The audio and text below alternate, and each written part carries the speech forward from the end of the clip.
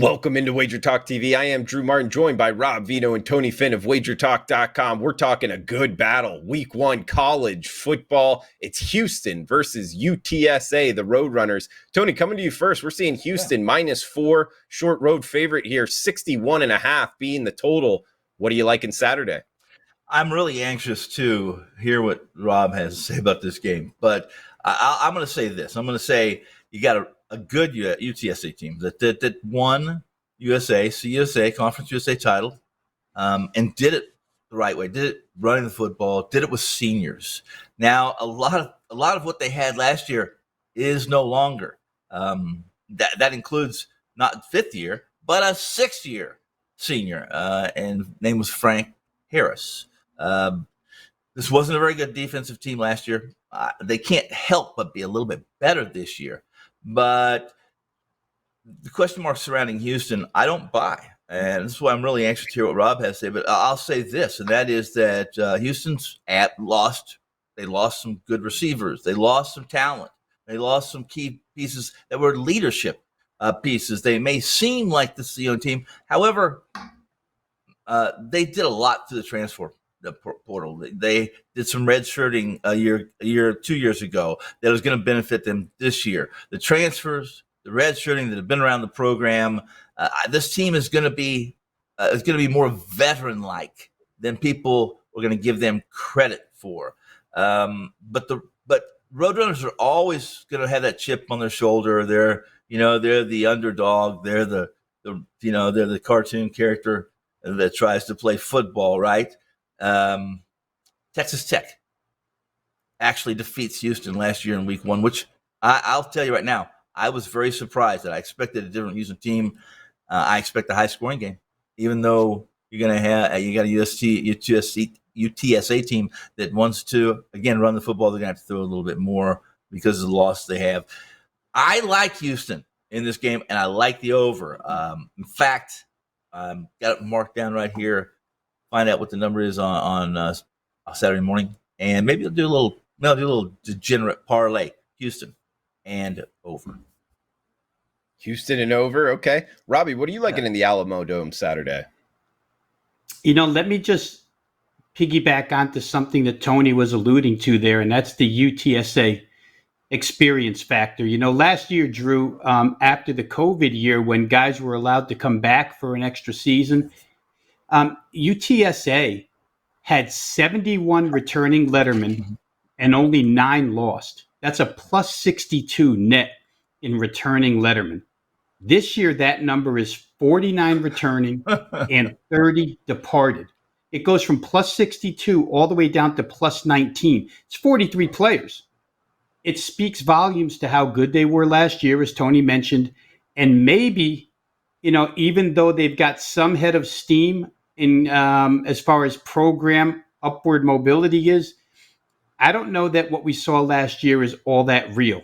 We'll find out. I didn't have to go deep into handicapping this game to make up my mind which side I went. What I did was, I made Houston and their offensive style air raid comparable to that of Western Kentucky.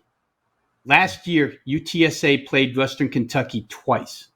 First time they played in the regular season, Texas San Antonio won that game 52-46. They flat out scored Western Kentucky, but they allowed 670 total yards, 7.5 yards of play, 147 on the ground, 523 through the air, 14 yards every completion for Western Kentucky last year, 4 TDs outside the red zone, and UTSA's defense only had 1 sack and 60 pass attempts against them.